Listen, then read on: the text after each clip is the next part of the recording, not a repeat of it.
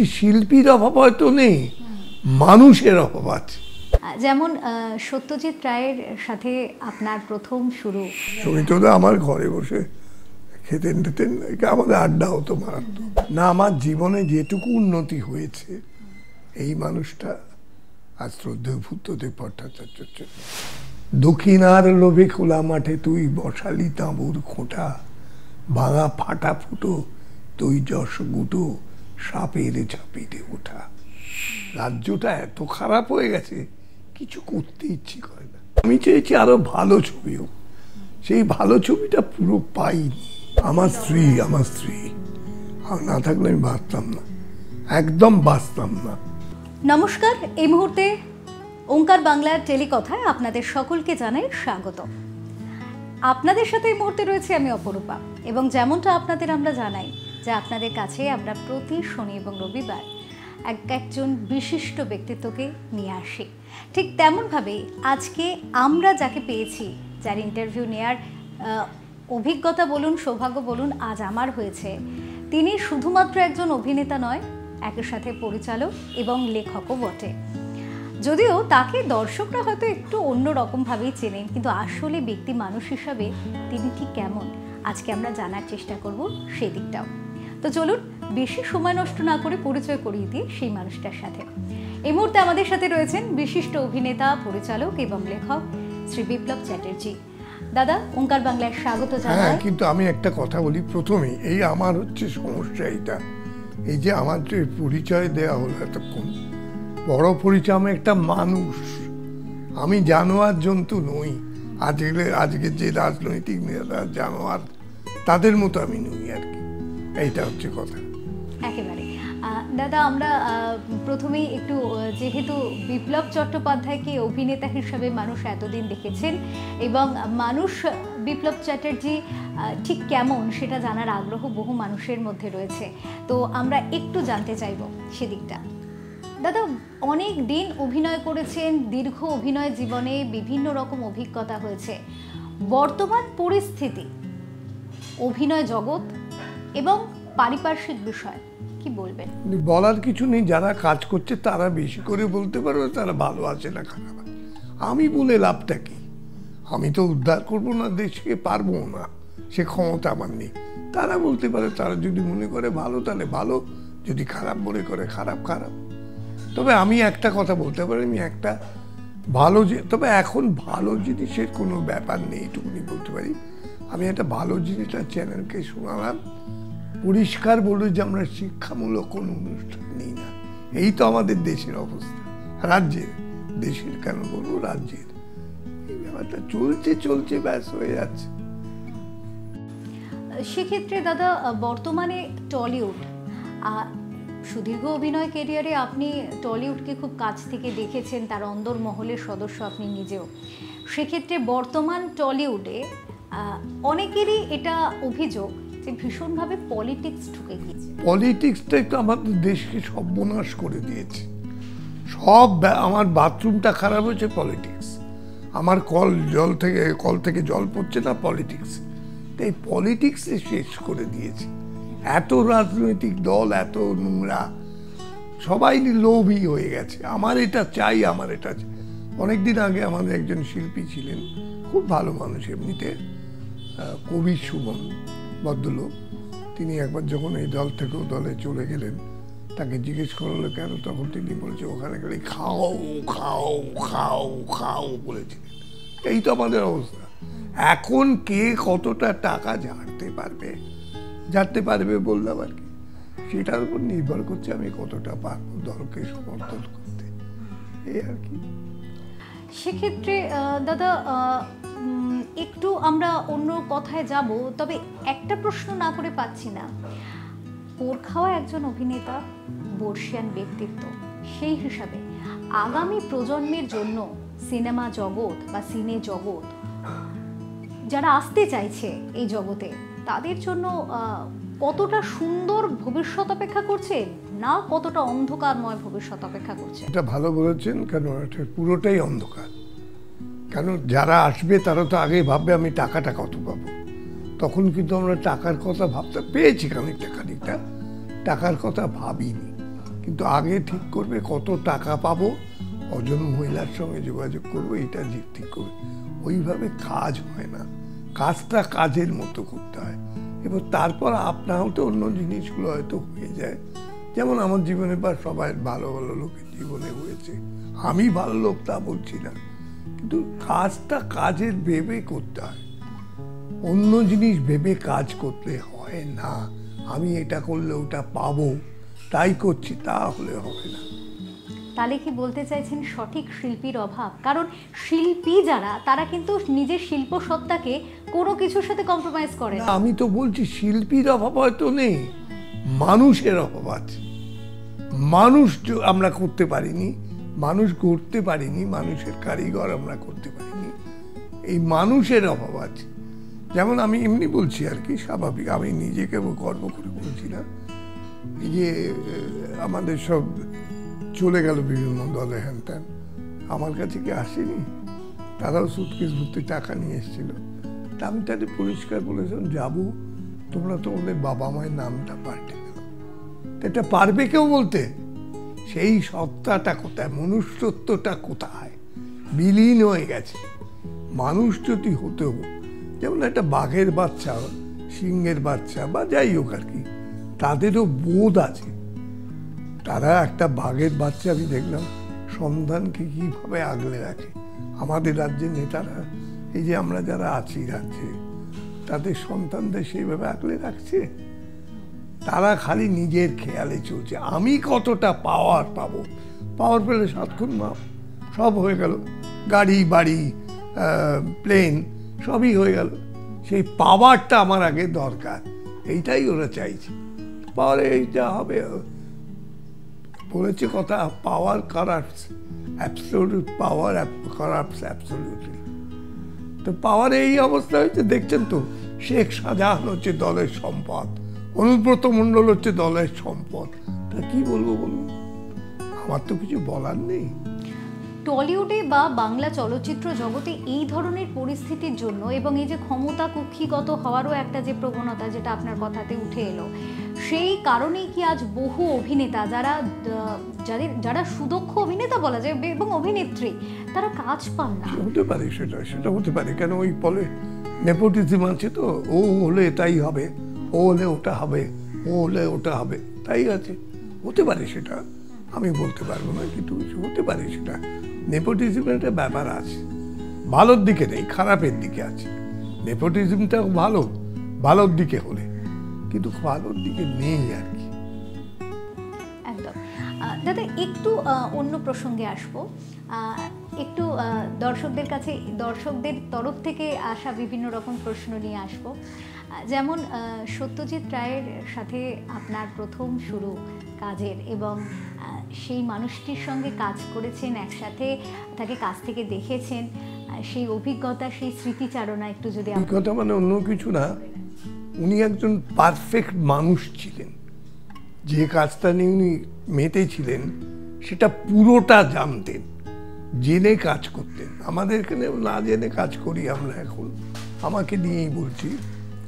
তো উনি পুরোটা জানতেন, এ স্কোয়ার প্লাস বি স্কোয়ার কি হয় সেটা উনি জানতেন, জেনে কাজ করেছেন।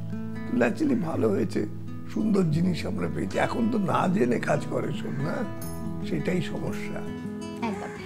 সেই ব্যক্তিত্বের সাথে কাজ করতে গিয়ে কিছু এমন স্মৃতি যেগুলো এখনো মনের মণিকোঠায় রয়েছে? ওই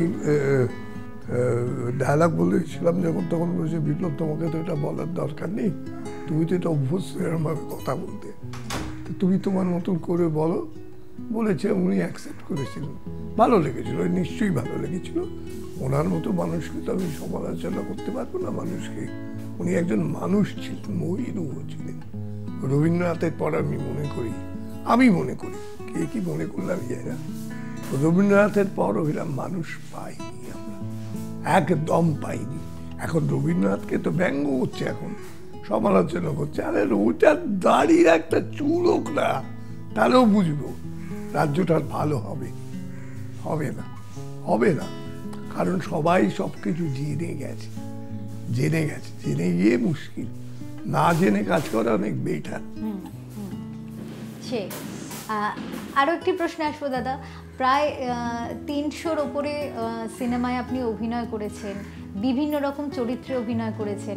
যদিও দর্শক আপনাকে অনেকটাই ভিলেনের চরিত্রে বা একটা ভীষণ ভয়ঙ্কর একটা চরিত্রে দেখতে অভ্যস্ত ছিল বেশি, কিন্তু তাছাড়াও অন্য মানে এই গতে বাঁধার শুধু ভিলেনের চরিত্র বাদ দিয়েও না না, আমি অনেক ছবি, যেমন একটা রাজা মিত্র ছবিতে একটি জীবন বলতো, সেটা চরিত্রটা ছিল মানিক বন্দ্যোপাধ্যায় সাহিত্যিক, তার চরিত্র সেও করেছেন। এবং বিভিন্ন চরিত্র করেছি, ভালো ভদ্র চরিত্র, স্বাভাবিক চরিত্র, কিন্তু সব চরিত্রেরই দরকার লাগে, মানুষ তার আলাদা হয় না, এইটাই হচ্ছে কথা আর কি। বহু চরিত্র করেছি, সেরকম কোনো অসুবিধা। মনের কাছের চরিত্র কয়েকটি, পাতাল ঘর ভীষণ ভালো লাগে আমার, ওর গেট আপটাই ছিল এমন, খুব ভালো লেগেছিল আমার, এবং কষ্ট পেয়েছিলাম মেকআপটা করতে আর কি, খুব কষ্ট পেয়েছিলাম, কিন্তু সার্থক হয়েছিল, আমার ভালো লেগেছিল। পাতাল ঘর আমার একটা অন্য, মানিকদার ছবিটা আছে, তনুদার ছবি আছে, তপনবাবুর ছবি, সূর্যদ্বীপের রাজা, ভালো, কিন্তু ওইটাতে পাতাল ঘর করে আনন্দ পেয়েছিলাম, মারাত্মক মারাত্মক আনন্দ পেয়েছিলাম। মানে সেই চরিত্রটা মনের খুব কাছে। একদম একদম একদম। আর দাদার ভালো লাগা সিনেমা, মানে দাদাকে তো মানে প্রচুর সিনেমায় মানুষ দেখেছে, কিন্তু আপনার মনের কাছের যে সিনেমাগুলি, যেগুলো আপনার এখনো দেখতে ভালো লাগে? সবই মানিক ভালো ছবি, মানে মানিকদার বা তপনদা, এদের ছবি দেখতে এখনো ভালো লাগে, কিছু শেখা যায়, কিছু দেখা যায়।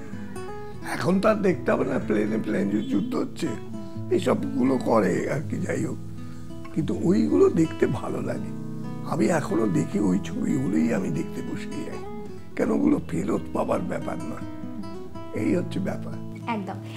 সত্যজিৎ রায়ের কথা যখন উঠছে এবং এই প্রসঙ্গ যখন উঠছে, আমরা এখনো সত্যি কথা, এটা ভীষণ মানে টিভির পর্দাতেও বা কোথাও এই গুপি গাইন বাঘা বাইনের যে, ওইটাই বলতে যাচ্ছিলাম, মিউজিকটা, না না সেসব আলাদা, ওই যে ছবিটা গুপি গান করে আজকের দিনে বলে কি করতেন, খালি ভাবছি কি করতে পারতেন, টেকনোলজি যেখানে গেছে, কিন্তু ওই তখনই যা দেখিয়েছেন তাতেই যথেষ্ট।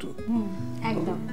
এবং এখনো পর্যন্ত বহু মানুষের এটা একটা সত্যি ভালো লাগার জায়গায়, যখন মিউজিকটা স্টার্ট হয়। হ্যাঁ, না না, উনি একজন মানুষ, মানে মহামানব যাকে বলে, তিনি সবটা জানেন। ওই জননন্দনটা ডায়লগ ছিল, আলপিন টু এলিফেন্ট, মানিকদা সেইটা জানতেন, পুরোটা জানতেন, জেনে কাজ করেছিলেন। অ্যাকচুয়ালি ভালো হয়েছে, ভালো ভালো বলতে আরো ভালো। আর একটা প্রশ্ন রাখবো দাদা, যে এই যে অভিনয়, সুদীর্ঘ অভিনয় জীবন, বিভিন্ন চরিত্রে অভিনয় করা, কোথাও কোনো আক্ষেপ কি থেকে গেছে? আক্ষেপ কি, আমি চেয়েছি আরো ভালো ছবি হোক, সেই ভালো ছবিটা পুরো পাইনি, এইটুকুনি বলতে পারি। আক্ষেপ বলে কিছু নেই, কিন্তু ভালো ছবি, আমি তো বললাম একটা চ্যানেল আমাকে বললো আমরা শিক্ষামূলক কোনো অনুষ্ঠান নেই না, আর কি বলবো এরপর, তার চ্যানেল তো পারবে না, সে তো ব্যবসা করবে, ব্যবসার সঙ্গে যদি মানবিকতাটা মেশানো যায় তাহলে মুশকিল আছে। না, এটা খুব সত্যি কথা, কারণ শিল্পীর চোখ দিয়েও অনেক মানুষের কাছে যে বার্তা পৌঁছে দেওয়া যায়, বা শিল্পীর মধ্য দিয়ে সেই বার্তাটা, সামাজিক বার্তা দেওয়ার তো একটা দিতে পারবে না, দিতে পারছে না এরা, কেন কর্পোরেট বলে আপনাদের ভাষায়, কর্পোরেট, তারা খেয়ে ফেলেছে সব, আমার ব্যবসাটা চাই। অপরূপা তুমি কি করছো আমার জানার দরকার নেই, আমার ব্যবসাটা চাই, বলে না? তবে একদমই তাই। দাদা, আরেকটা প্রশ্ন রাখবো, বিপ্লব চট্টোপাধ্যায়ের ভালো লাগা? ভালো লাগা মানে কি, মেয়ে ছেলে ভালো লাগা? না না না, এ তো সেই চরিত্রের, আবার সেই চরিত্রে ঢুকে পড়া হলো না। ব্যক্তি বিপ্লব চট্টোপাধ্যায়, আমার মানুষকে ভালো, প্রকৃত অর্থে যারা মানুষ তাদেরকে আমি পছন্দ, যেমন সৌমিত্র চট্টোপাধ্যায়, বুদ্ধদেব ভট্টাচার্য, আমি সিপিএম বলে বলছি না, কিন্তু এদেরকে আমার ভালো লাগে, পছন্দ করি, এদের কাছে শেখা যায়। সৌমিত্রের কাছে শিখেছি অনেক কিছু, বুদ্ধবাবুর কাছে শিখেছি অনেক কিছু, ফলে এই মানুষ যারা স্বাভাবিক তাদের সঙ্গে যোগাযোগ করতে আমার খুব ইচ্ছে করে, খুবই ইচ্ছে করে, হয় না সবসময়, কিন্তু পারি, চেষ্টা করি আর কি। সৌমিত্র বাবুর সাথে তো একসাথে অভিনয় অনেক অনেক অনেক, সৌমিত্রদা আমার ঘরে বসে খেতেন টেতেন, আমাদের আড্ডা হতো মারাত্মক। এরকম কোনো ঘটনা যেটা বেশ আমাদের সাথে একটু শেয়ার করে দিন। শেয়ার করার কিছু, মানে সৌমিত্রদার সঙ্গে আমার এই বাড়িতেও এসছেন, বিপ্লবাজি যাবো, একটু পোনা মাছ ভাজা করতে পারি টুলটুলিকে, আমার বউয়ের নাম টুলটুলি বলে রাখতেন। ভালো করে কি এনেছিস বলতাম, ভালো জিনিস আছে, কোনো অসুবিধে নেই। এইসব ব্যাপারে রমিত তখন মুক্ত ছিল আর কি। আচ্ছা, আরেকটা মানে এই একটা প্রশ্ন রাখবো, যেটা হয়তো একটু একটু দুষ্টু মিষ্টি প্রশ্ন হয়ে যাবে, একটু দুষ্টুমির প্রশ্ন। বিপ্লব চট্টোপাধ্যায়কে একরকমভাবে দেখে অভ্যস্ত মানুষ, কিন্তু ব্যক্তিগত জীবনে কতটা রোমান্টিক তিনি? আমি মারাত্মকভাবে রোমান্টিক। আমি বলবো না, যারা আমার সঙ্গে মেলামেশা করেছেন তারা, এবং একটা ছোট্ট ঘটনা বলে, আমরা একটা নাটক করতাম একসময় মনের মতো মেয়ে বলে, ওয়ানওয়াল, সেখানে দিবিয়া বলে একটা, সে এখন সিনেমা টিনেমা করে, মেয়েটাই ছিল। তা একদিন ওই কথা হচ্ছে, ওখানে বাইরে একটা কোথায় গেছি আমরা ওয়ানওয়াল করতে, তা ওই মেয়েগুলো ছিল বাচ্চা বাচ্চা সব। তা একটি মেয়ে ছিল দিবিয়া বলে, তাকে বলেছে তুই কার সঙ্গে বেরোবি এখানে গেলে, কেউ যদি বলে, বললো বিপ্লব দার সঙ্গে। বললো কেন বিপ্লব দার সঙ্গে বেরোবি না? বিপ্লব দা কবিতা বলবে আমি শুনবো। ওর সব ছিল, বাচ্চা মেয়ে একদম, কিন্তু ভালো মেয়েটি, মিষ্টি। এখন জানি না কি করছে, খুব ভালো। এবং আমাদের নাটক, আমাদের ছবিও করে, প্রজাপতি ছিল, প্রজাপতি ফুল একটা ছবি আমি করেছিলাম, আপনি তো জানেন না নিশ্চয়ই, স্বাভাবিক।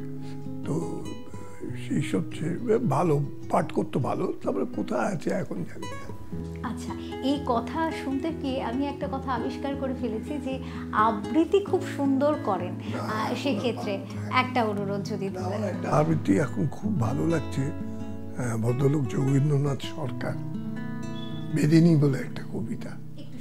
ফাগুন আকাশে নামে কালো সাজ, ঝোড়ো মেঘে দিক ঘেরা, ওঠরে বেদিনী মোট বেঁধেনি, তুলিতে হইবে ডেরা। দক্ষিণার লোভে খোলা মাঠে তুই বসালি তাঁবুর খোঁটা, ভাঙা ফাটা ফুটো তুই যশ গুটো, সাপের ঝাঁপিতে ওঠা। ফাগুন হাওয়ায় নয় রে বেদিনী, দক্ষিণ হাওয়ায় নয়, ঈশান কোণের ফুলের খোলা বনায়, বিষের নিঃশ্বাস ভয়। এই কবিতাগুলো ভালো লাগে আমার। বাহ, মানে কবিতা, তার মানে পড়ার নেশা, লেখার নেশা, অভিনয়ের দক্ষতা সব মিলিয়ে গড়িয়ে গেছে। রাজ্যটা এত খারাপ হয়ে গেছে, কিছু করতে ইচ্ছে করে না। করে লাভটা কি? আমার হচ্ছে কথা, আমি একটা কাজ করবো, তার তো লাভটা দেখবো আমি। যেমন আপনারা দেখেন আর কি, আমি এর ইন্টারভিউটা নিলে কত পয়সা পাবে, তা এটা অন্যায় নয়। আবার বলছি, আমি বলছি অন্যায় নয়, কিন্তু সব সময় লাভের দিকে দেখলে চলে না। আমাকে ক্ষতির পরামর্শ নিতেই হবে। লাভ ক্ষতি হয়েছে কেন তাহলে? এটাই মজা। হ্যাঁ, অবশ্যই এটাই তো মানব জীবনের একটা মোটো হওয়া উচিত, যে শুধু এলাম আর আখের গুছিয়ে চলে গেলাম, সেটাও তো নয়। ওইটাই হচ্ছে, তার জন্য এই অবস্থা হয়েছে। দাদা, সৌমিত্র বাবুর কথা প্রসঙ্গে তো আমরা শুনলাম এই বিষয়টা, যে যথেষ্ট একটা খাবার, মানে একসাথে আড্ডা দেওয়ার এরকম একটা, ওরে বাবা, ভীষণ একটা আনন্দের পরিবেশ। না, আমার জীবনে যেটুকু উন্নতি হয়েছে এই মানুষটা আজ শ্রদ্ধেয় বুদ্ধদেব ভট্টাচার্যের জন্য। ওইরকম মানুষ তো পাবো না, এখন তো পাওয়া মুশকিল একদম, মানে হবেই না। তো এই ধরনের মানুষকে পেয়েছিলাম বলে আমি হয়তো এখনো বেঁচে আছি বা আপনার সঙ্গে বসে কথা বলছি। আপনি কি শেখ শাহজাহানের ইন্টারভিউ নিতে যাবেন? যাবেন না কোনোদিন। যাকে নিয়ে গল্প করে একটা সরকার, গর্ব করে যাকে নিয়ে, তো আপনি তো সেই সরকারের সঙ্গে যাবেন না, হাতে মেলাবেন না। আমার সে সৌভাগ্য হয়েছিল। এই সেক্ষেত্রে বিপ্লববাবুর কাছে যে প্রশ্নটা রাখবো, যে খাবারের বিষয়ে আপনার কি মতামত? আমি নোনতা খাবার খেতে ভালোবাসি, মিষ্টি ভালো লাগে না, নোনতা ভালো লাগে। এবং যেমন এই আজকে সকালেই বাড়ি থেকে আমি এক টোস্ট, ওইগুলো আমার ভালো লাগে। আমার গালাগাল খেতে বউয়ের কাছে সবসময়, তো যাই, ওইগুলো আমার ভালো লাগে। এই জুই ভাজা, বোঁদে, ঝাল বোঁদে, ওইগুলো, নোনতা খাবার আমার খেতে খুব ভালো লাগে। মিষ্টি খুব একটা ভালো লাগে না। একদম। আরও একটি বিষয় নিয়ে একটু ব্যক্তিগত পরিসরে চট করে ঢুকে পড়ব, যেটা হচ্ছে যে যে কোনো মানুষের পিছনেই বলে তার যে সঙ্গিনীর, একদম একদম সঙ্গিনীর অবদান। আমার স্ত্রী না থাকলে আমি বাঁচতাম না, একদম বাঁচতাম না। মারা যেতাম, আমি তো একদম উচ্ছল। একদম। দাদা, আর একটা বিষয় নিয়ে প্রশ্ন করব যে এত সিনেমা, এত অভিনয়, কিন্তু আজকে দাঁড়িয়ে, আজকের সময় দাঁড়িয়ে এমন কোনো চরিত্র যেটা মনে হয় আরো একবার ফিরে আসা দরকার? সেই পাতাল ঘরের কথা বললাম, ওইটা অসাধারণ লেগেছিল। মানিকদার ছবিতে তো বটেই, কিন্তু পাতাল ঘরে মারাত্মক লেগেছিল। আমার যখন মেকআপটা করতাম তখন থেকে চেহারাটা অন্যরকম হয়ে যেত। 2.5 ঘন্টা লাগতো মেকআপ করতে, আর 3 ঘন্টা মেকআপটা তুলতে, কেন চোখের তলায় জায়গাগুলো তোলা খুব ডেলিকেট। তো বলে ওইটাতে আমার মারাত্মক আরাম লেগেছিল, সাংঘাতিক। এখনো নিতে পারি, এখনো শারীরিক ব্যাপার হয়তো নয় অতটা, কিন্তু বসে বসে আমি নিতে পারি এখন চ্যালেঞ্জ। আমি সবসময় ওই চ্যালেঞ্জ নিবিটা সারা ওইটা নয়, ওইসব নয়, ফালতু জিনিসে নেই আমি, কিন্তু ওইগুলো ভালো লাগে আমার। চ্যালেঞ্জ, জীবনটাই তো চ্যালেঞ্জের ব্যাপার। তা আমি চ্যালেঞ্জ নিয়ে যাবো, লড়বো, দেখা যাক কতদূর যাই। ঈশ্বর আছেন মাথার উপরে, বাবার আশীর্বাদ আছে, নিশ্চয়ই একটা জায়গায় পৌঁছতে পারবো হয়তো, দেখা যাক। এই মুহূর্তে তাহলে দাদার যখন অবসর সময় পান তখন কি করেন? আমার মেনটা হচ্ছে টিভি দেখি মেনলি, কেন ওখান থেকে অনেক নোংরামো জিনিস শেখা যায়। এখন তো টিভিতে ভালো জিনিস হয় না, ওই তো বললাম শিক্ষামূলক অনুষ্ঠান নিই না আমরা, তো ফলে ওইটা দেখি কতটা নোংরা হতে পারি আমরা কতটা নোংরাময় রাজনীতি হতে পারে, সেগুলো দেখি বসে বসে মজা লাগে। যদি দাদাকে বলা হয় যে কোনো একটা সুপার পাওয়ার দেয়া হলো এবং বলা হলো যে সমাজের কিছু জিনিসকে, 3টে জিনিসকে চেঞ্জ করে দিতে পারবেন, কি করবেন? ওই তো আগে মানুষকে মানুষ হতে বলতো, প্রথম মানুষ হও, তারপরে কাজ করো, আর কাজটা কাজের মতো করো। যেমন এই যে আমি একটা উদাহরণ দিচ্ছি, এমনি অমিতাভ বচ্চন, একজন ভদ্রলোক, তিনি অনেক টাকা রেমুনারেশন পান, স্বাভাবিক পাওয়াটা, কিন্তু তিনি 1 টাকায় যদি কাজ করেন, ওই পরিশ্রমটা কিন্তু ওইটাই দেন। এইখানে একটু প্রফেশনালিজম, এইটাই মজা, যেটা আমরা করি না, সচরাচর করি না, আমি করিনি কোনোদিন, কিন্তু যাই হোক, কিন্তু ওইরকম একটা সাংঘাতিক জায়গা। ওই অত টাকার আর্টিস্ট একটু, কিন্তু 1 টাকা দিয়ে, যেমন চিনি কাম, এই ছবিটা উনি 1 টাকা নিয়ে কাজ করেছিলেন, কিন্তু পরিশ্রম কিচ্ছু কম করেননি। এইখানে হচ্ছে পেশাদারিত্বকে বলে, পেশাদার হচ্ছে এরা, আমরা তো পেশাদার নই, ওইরকম পেশাদারির কোনো লাভ নেই। উনি ছিলেন পেশাদার। দাদা বই লিখেছেন, মানুষকে বার্তা দিতে চেয়েছেন সমাজকে, কোথাও গিয়ে মনে হয় সেটা সার্থক? না, একদম না। কেন, আমি অনেকের সঙ্গে কথা বলেছি, তারা সব জেনে গেছে এখন। এই যে ধরুন আমি এখন আছি, মোটামুটি সবাই তো জানে, রিটায়ার্ড পারসন আসবে আমার কাছে, জিজ্ঞেস করবে এটা এই অভিনয়টা কি করে করলেন আপনি, বা কি করে নতুন অভিনয় করতে। কেউ আসে না, কেউ না। আমি তো দরজা খুলে বসে আছি, আমি তো চাই কেউ। এই যে আপনি আজকে জিজ্ঞেস করলেন, ওই বেদিনী কবিতাটা বললাম, জানি না কেউ কি করে উচ্চারণ করতে হয়, কি করে গলাটা অ্যাকচুয়ালি নাক যেখানে মিলেছে আর গলা, এই দুটো জায়গা থেকে সাউন্ডটাকে বার করতে, সব প্রপার সাউন্ড, এসব জানে কেউ? কি কেউ চেষ্টাও করে না কোথাও গিয়ে। হ্যাঁ, একেবারে এই যে শেখার প্রবণতাটা, আগ্রহ, শেখার ইচ্ছা, কোথাও গিয়ে কিন্তু মানুষকে আরো বেশি করে এগিয়ে যেতে যেখানে সাহায্য করে, সেটাই এখন একদম নেই। নীল, আমি তো বললাম, আমি তো একটা মাথায় একটা প্লট আছে, এমনি আর কি, ওই একটু ক্রাইম মতো, মানে ডিটেকটিভ, ক্রাইম না ডিটেকটিভ, ওই কেউ আর কি। কেন ওখানে নাচ গান না ঢোকালে, মেয়ে ছেলে কস্টিউম পরে নাচছে, না ঢোকালে হবে না, এই হচ্ছে মুশকিল।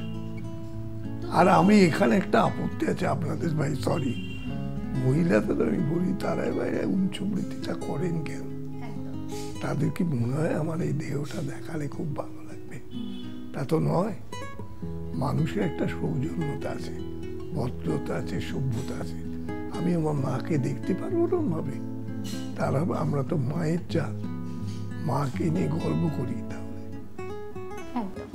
তবু বর্তমানে কিছু কিছু ক্ষেত্রে আমরা তবু দেখছি যে ওই একেবারে গতে বাঁধা বাণিজ্যিক ছবি আমি বলছি একটা কথা, হবে বাণিজ্যিক তো হবেই, তাহলে পয়সা তো রোজগার করতে হবে, কিন্তু সেইটার ম্যাক্সিমামটা হয়ে গেলে মুশকিল, এইটা মুশকিল আর কিছু না। এবং বাণিজ্যিক ছবিকেও কিন্তু ভালোভাবে রিপ্রেজেন্ট করা যায়, যেমন আমি পারবো, আমি কথা দিচ্ছি আমি পারবো, কিন্তু হবে না, যাই হোক সেটা আলাদা, মূর্খে দেব। এই হচ্ছে ব্যাপার, এইভাবেই চলবে। আমার তো হয়ে এসছে প্রায় জীবনে, বাকিটা সময় চলে যাবো, বাকিটা আক্ষেপ রেখে চলে যাবো আর কি, যে আমার রাজ্যের জন্য কিছু করতে পারিনি। অনেক কিছু আমি তো এসছি খালি খাবার জন্য নয়, সন্তান ভূমিষ্ঠ করার জন্য নয়, শাদী করার জন্য নয়, চলে যাবো আর কি করবো, কিছু করতে পারলাম না, এই আক্ষেপটা থেকে যাবে, কিছুই করতে পারিনি রাজ্যের জন্য, দেশের জন্য। দাদা, মানুষের আমরা যেহেতু মিডিয়া এবং সেক্ষেত্রে মানুষকে বিভিন্ন বার্তা দেওয়ার চেষ্টা করি এবং আপনাদের মতো ব্যক্তিত্বকে সে কারণেই দর্শকদের সামনে আনা, এবং সেক্ষেত্রে দর্শকদের কাছেও আমাদের কিছু বার্তা থাকে। একজন অভিনেতা, একজন মানুষ হিসাবে, একজন অভিজ্ঞতা সম্পন্ন ব্যক্তিত্ব হিসাবে আজ ওঙ্কারের দর্শকদের আপনার তরফ থেকে কিছু বার্তা যদি দেন। একটা কথাই বলো, ভালো হতে। আমি একটা নাটক করি, সে আবাসন প্রকল্প, সেটা বাচ্চাকে দিয়ে বলাতাম, যে প্রমোটারটা ছিল একটু গন্ডগোল করতো, তার সঙ্গে গন্ডগোল হতো, তাকে বললো বাচ্চাটা এইটুকু ছেলে, সে ওকে বলছে তুমি ভালো হতে পারো না। মানুষের ভালো হতে তো আপত্তি নেই, কেন হচ্ছে না? আমি রাজ্য একে গুন্ডা কন্ট্রোল করি যদি বলে, এইরকমই হবে, এইরকমই চলবে, ভালো হওয়ার কোনো স্কোপ নেই। আজকে ওঙ্কার বাংলার দর্শকদের কাছে আমাদের আজকে যে বিশিষ্ট অভিনেতা, পরিচালক এবং লেখক, শুধু তাই নয়, একজন অভিজ্ঞতা সম্পন্ন, মানবিকতা সম্পন্ন ব্যক্তিত্ব শ্রী বিপ্লব চট্টোপাধ্যায়, তিনি আজকে আমাদের সাথে কথা বললেন, আমরা কথা বলার সুযোগ পেলাম তার সাথে, এবং বহু জিনিস আমরা আজকে জানলাম, বহু বিষয় নিয়ে কথা হলো। দর্শকদের কাছে একটা বিষয় সত্যি কথা, যেটা উনি বারবার বলতে চাইলেন, যে ভালো হতে তো কোনো আপত্তি নেই, যদি একটু ভালো হওয়া যায়, যদি শুধুমাত্রই নিজের আখের গুছোনোটাকে বাদ রেখে যদি একটু দেশের জন্য, দশের জন্য ভাবা যায়, তাহলে সেটাই বোধহয় মানব জন্মের একটা সত্যিকারের সার্থকতায় পরিণত হয়। এবং যারা অভিনয় জগতে আছেন বা যারা আসতে চাইছেন, তাদের ক্ষেত্রেও কিন্তু একটা বিষয় তিনি খুব সুন্দর করে বলেছেন, শিক্ষার যে শেষ নেই, এই কথাটা আমরা ছোটোবেলা থেকেই শিখেছি, শুনেছি। হ্যাঁ, শিখেছি বলবো না, শুনেছি, শিখেছি কতটা সেটা নিয়েই কিন্তু উনি প্রশ্নটা রাখলেন, যে শিক্ষার কোনো শেষ নেই, কাজেই আমি সব জানি, এই ব্যাপারটাকে যদি একটু বাদ রেখে শেখা যায়, তাহলে হয়তো আরও অনেক বেশি আমরা নিজেদের প্রতিভাকে বিকশিত করতে পারি, প্রস্ফুটিত করতে পারি, আরও ভালো জিনিসটা দিতে পারি সমাজকে। তো শিক্ষার যেহেতু কোনো শেষ নেই, সেটাকে যদি আমরা মাথায় রাখি, আমরা যদি একটু শিখে নিতে পারি, তাহলে হয়তো আরও বেশি নিজেদের প্রতিভাকে প্রস্ফুটিত করতে পারবো, নিজেদের বিকশিত করতে পারবো, এবং যেটা করতে চাইছি সেটা হয়তো আরেকটু বেশি ভালো করে করতে পারবো। আর এক্ষেত্রে বিপ্লববাবু আরও একটি বার্তা কিন্তু আমরা কথা বলতে গিয়ে উনি বলেছেন, যেটা যে উনি শেখাতে রাজি আছেন, শেখাতে চান। তো যদি যারা অভিনয় করছেন, যারা অভিনয় করতে চান, তাদের যদি কোনো সাহায্যের প্রয়োজন হয়, তাহলে সেক্ষেত্রে শেখার জন্য যদি কোনো প্রয়োজন হয়, সেক্ষেত্রে কিন্তু সেই মানুষটার পরামর্শ আপনারা নিতেই পারেন। আজকে টেলিকথা এ পর্যন্তই। দাদা, ভীষণ ভালো লাগলো আপনার সাথে কথা বলে। না, আমার তো লাগলো, ভালো লাগলো, কথা বলেও ভালো লাগলো, এবং আশা করি যারা ওঙ্কারের দর্শক টেলিকথা দেখেন, তারাও বোধহয় আজকে অনেকটা মনোবল পেলেন, চাপা ভাবনাগুলোকে একটু বিকশিত করার সুযোগ হয়তো বা সাহস হয়তো এরপরে তারাও একটু দেখাবেন। অনেক ধন্যবাদ দাদা, এই সময়, মূল্যবান সময় আমাদের দেওয়ার জন্য ধন্যবাদ। আজকের মতো টেলিকথা এ পর্যন্তই। দেখতে থাকুন ওঙ্কার বাংলা। নমস্কার।